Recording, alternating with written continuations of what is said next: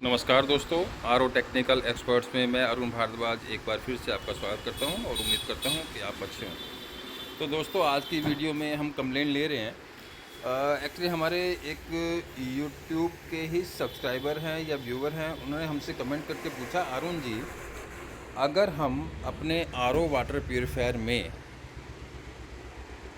100 GBD की membrane के साथ, ये हमारी 110 जीबीडी की मेम्ब्रेन है, इसके साथ अगर हम 100 जीबीडी का पंप लगा हुआ है, मतलब 100 जीबीडी का पंप और 100 जीबीडी की मेम्ब्रेन के साथ अगर हम एफआर 300 का लगा देते हैं, मान लो हमने 300 का एफआर लगा दिया, तो क्या होगा।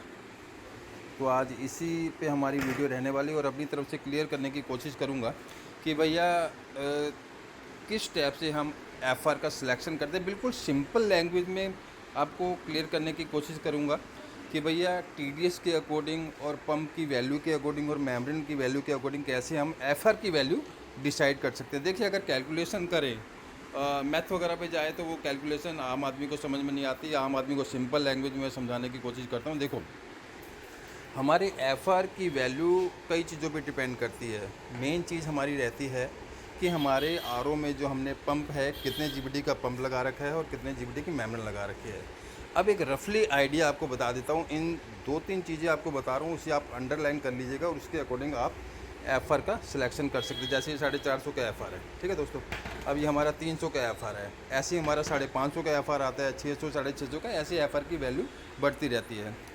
अब अगर हमारे यहाँ पानी का टीडीएस लगभग मान के चलते हैं 2000 है, रफली 2000 टीडीएस है, और 2000 टीडीएस पे अगर हमने 100 जीबीडी का पंप लगा रखा है और 100 जीबीडी की ही मेम्ब्रेन लगा रखी है, तो 2000 टीडीएस पे हमें एफआर की वैल्यू जो है ना 550 रखनी है। 550 और 450 के इन दोनों के बीच में आप सिलेक्ट कर सकते हैं।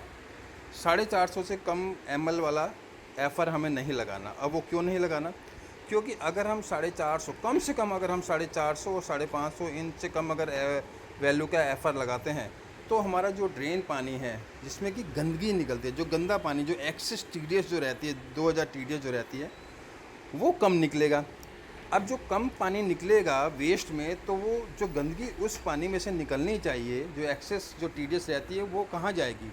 वो हमारी आरओ की मेम्ब्रेन में ही जमा होगी दोस्तों, और मेम्ब्रेन को चोक करती है, और ऐसे हमारे पंप पे भी लोड पड़ता है, क्योंकि पूरा फ्लो जो पंप से निकलना चाहिए वो फ्लो नहीं पड़ता, तो इस पर लोड पड़ता है, तो पंप की भी लाइफ ख़त्म होती है।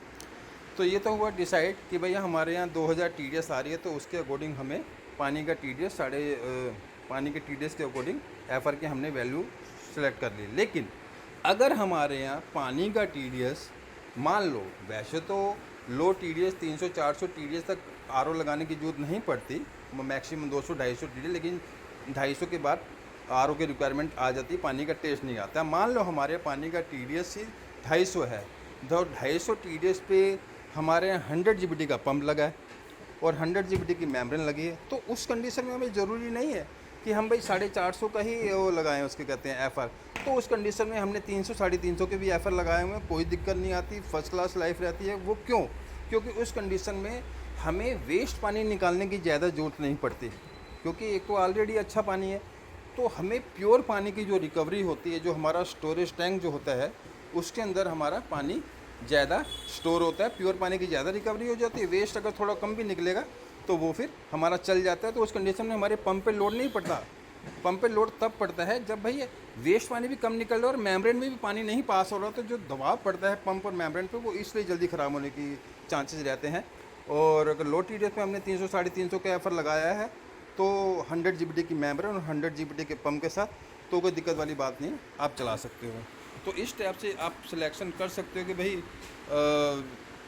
जो एफआर की हम लोग वैल्यू कैसे सिलेक्ट कर सकते हैं। और ये तो हमारा हुआ 100 जीबीडी का पंप। ये हमारा हुआ 75 जीबीडी का पंप। 75 जीबीडी का पंप है। ये भी हमारा जो हमारे प्रीफर ब्रांड रहते हैं, ग्रैंड फोर्स का 75 जीबीडी का ब्लैक हेड है, 75 जीबीडी का वाइट हेड है। अब इसके साथ अगर हमने मेम्ब्रेन लगा रखा है 80 जीबीडी का, तो इसके साथ भी आप जो है 350 का एफआर सिलेक्ट कीजिए। अगर आपके पानी का टीडीएस 1000-1200 है, तो 300-350 का सिलेक्ट कीजिए। लेकिन जहाँ 1300-1400 टीडीएस आती है, तो वहाँ तो दोस्तों आप 450 का ही एफआर लगाओ, चाहे भले उसमें आपने बूस्टर पंप 75 जीबीटी का और 80 जीबीटी की मेम्ब्रेन लगा रखी है। और हमारा अनुभव है, अनुभव के हिसाब से हम अपना चलते हैं, आपको राय देते हैं। जो चीज़ हमारा एक्सपीरियंस रहता है कि हाँ भाई किस किस टाइप से हमने अपने आर ओ चला रखे हैं, 15-15 सालों से, 18-18 सालों से क्या क्या चीज़ कैसे कैसे हमने फेस की है और कितनी लाइफ रहती है। तो ये हमारा अनुभव हमने आपको बताया है और उम्मीद करता हूँ कि आपको ये सारी जानकारी समझ में आई होगी। और आपका जो डाउट था कि भैया अगर हम पानी के साथ आर ओ में 100 जीबीटी की मोटर और 100 जीबीटी की मेम्ब्रेन के साथ ये वाला कम एफर वाला मतलब वैल्यू का एफर लगाते हैं तो क्या दिक्कत आती है। तो आज की वीडियो में इतना ही दोस्तों। अगर वीडियो पसंद आए तो प्लीज़ वीडियो को लाइक कीजिएगा, शेयर कीजिए। चैनल पे पहली बार है तो चैनल को सब्सक्राइब कर लीजिएगा। Thanks for watching.